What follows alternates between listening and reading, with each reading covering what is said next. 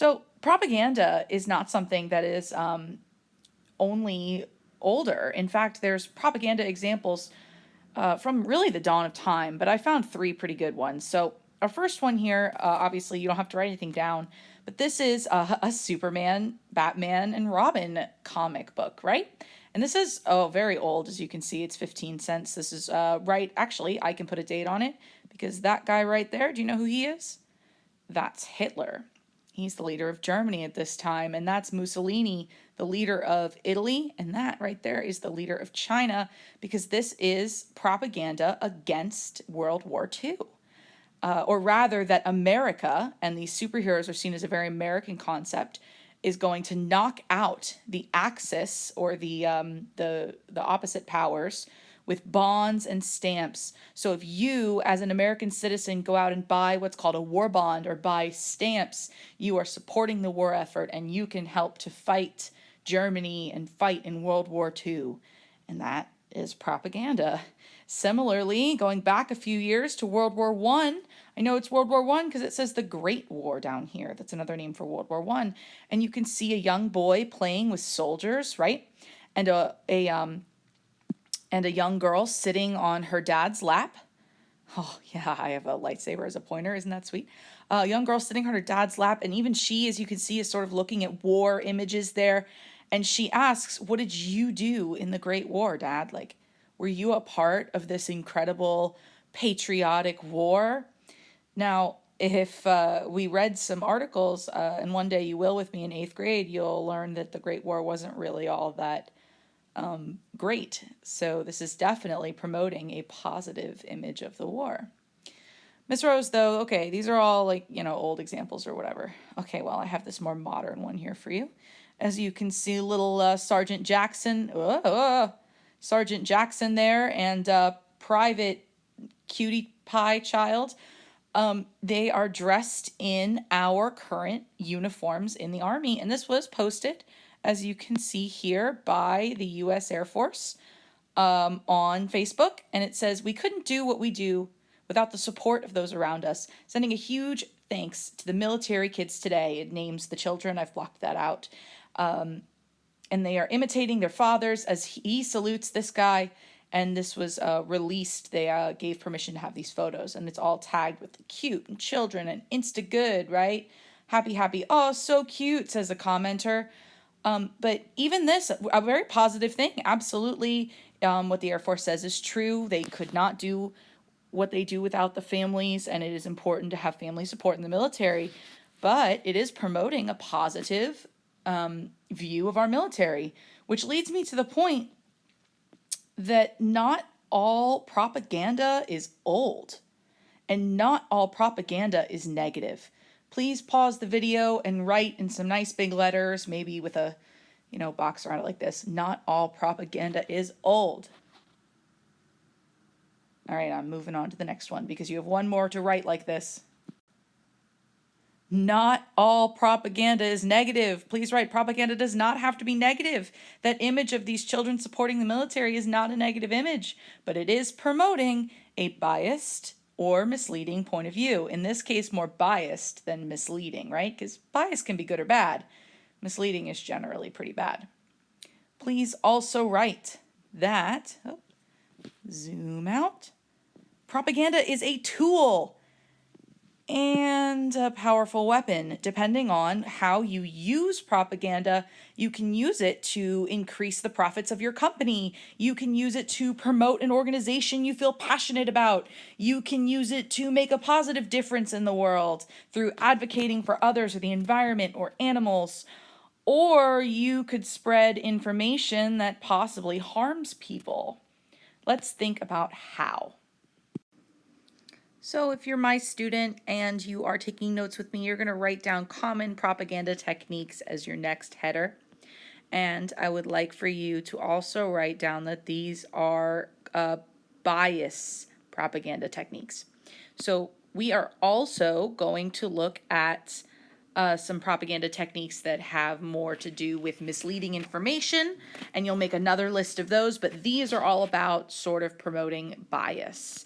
So the ways that people generally do this, there's four very, very common ones that I see all the time in media that I think you, as a student and a person who's on the media all the time in 2019, should be aware of.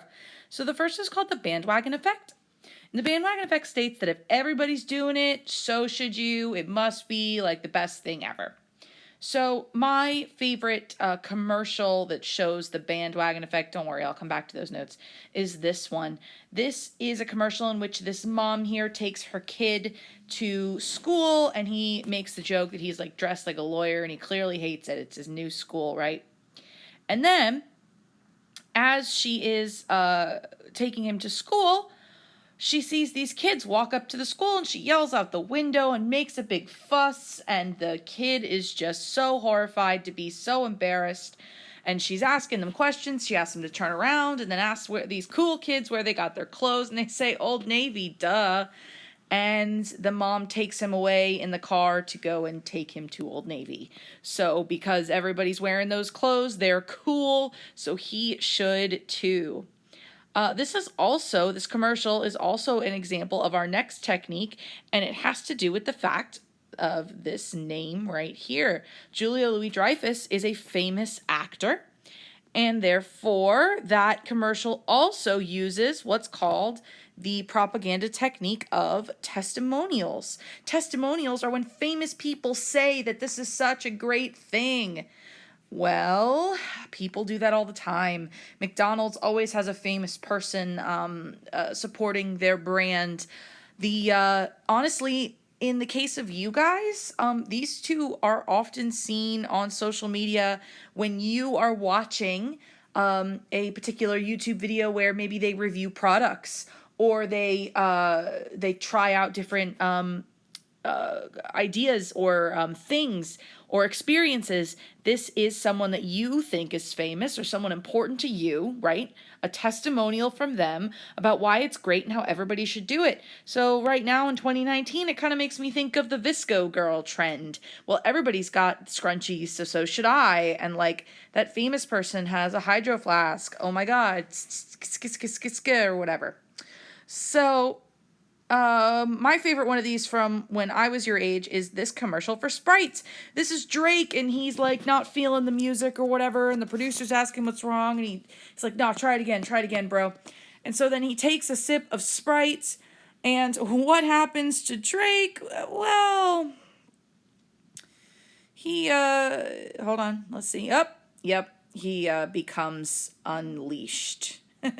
And this commercial always kind of freaked me out. I don't really like the ears part of it, but it is him showing that Sprite fuels him and makes good music or whatever. Good job, Drake.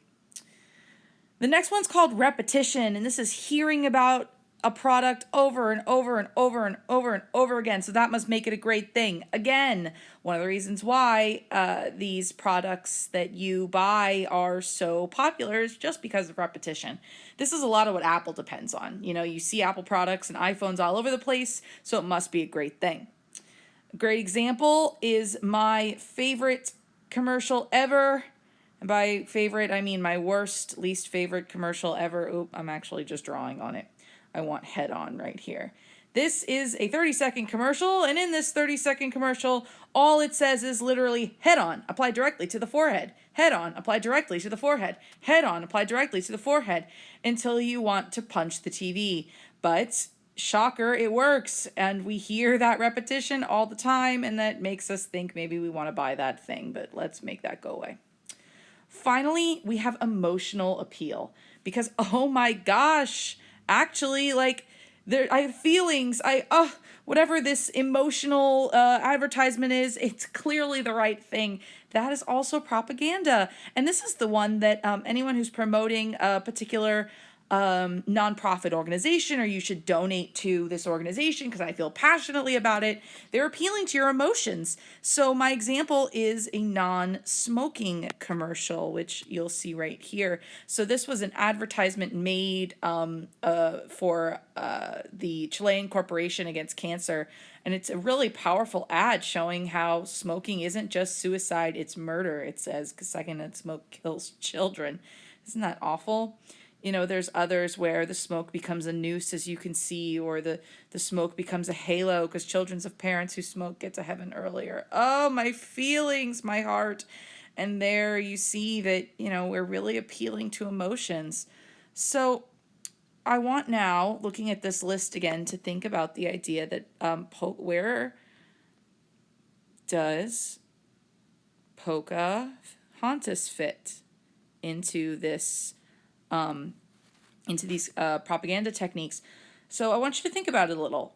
What does bringing her to England and parading her around town do? Is it a bandwagon? Is it a testimonial? Is it repetition? What about emotional appeal? So, in my opinion, right, she's the only one who's there, so I don't know about a bandwagon effect necessarily, right? But she is coming around and talking about how the people who are there are having a great time, and she becomes a very famous person, doesn't she? Her husband is the one who, you know, sort of began this crazy tobacco empire. She is definitely a living, breathing testimonial towards going to the New World. And she went to parties and spread the word, and people heard and talked about it over and over and over. And the trouble with this one is the emotional appeal is kind of hard to think about, because in the case of non-smoking, that's a positive emotional appeal. We don't want people to smoke, right? That's positive propaganda. But in Pocahontas's case, people really thought you could civilize a savage, and that must, they're getting right with God. And that was honestly an appeal to a lot of their emotions and their morals, the things, you know, that they think make them upstanding citizens.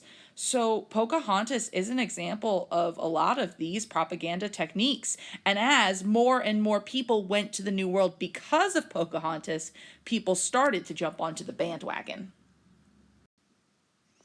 Okay, in this case, again, I'd like you to make another list of common propaganda techniques, right? But now you're going to be calling this one misleading information, common propaganda techniques. I picked 3 in this case, and I tried to pick the 3 that I thought you guys, as you know, people in 2019 or later, would see most often. So in that case, we have the first one is called imposter content. This is when a genuine source, something that people really trust, is impersonated. And so you think it's the real source, but it's actually not real at all. So for an example on this one, I have this screenshot here, and you'll see it is an article from People magazine that says, would you spend $5 to look 15 years younger? Kelly Ripa's new wrinkle remover does exactly that. Producers are furious about her announcement. Bum, bum, bum. So we have, first of all, a couple propaganda techniques from last time, right? Kelly, she is a famous celebrity. So what kind of propaganda is she? That's right, imaginary student, a testimonial. And her producers are furious. There's some emotions there for us, right? But most importantly, do you see this here? We have a bit of an issue. Spot the problem? This isn't on people.com. So it has the People logo, but it's not at the right website. That means that this article is impersonating the real source. People trust People magazine. It's been around for long time. So clean, smooth skin, right? Which is, probably what they're trying to sell here.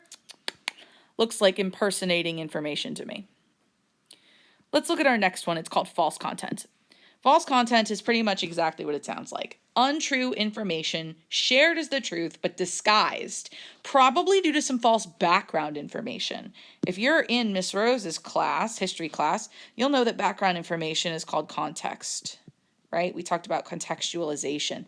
This is one of the reasons that contextualization is one of my learning targets for you, because untrue information is sometimes hidden around background that you might think is true. So let's look at our example. Okay, let's look at our example for that. What's going on in that picture there, Miss Rose? Anybody have any idea what this is?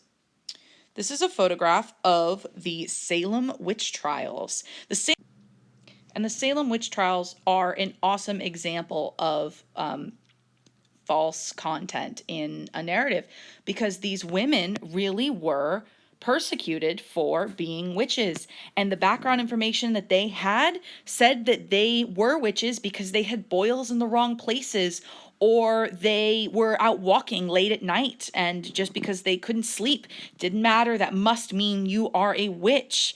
And there were even people at the Salem witch trials who would experience what they thought was being possessed because the women were in the room. So there's all this misleading information, which ended up getting these poor women killed.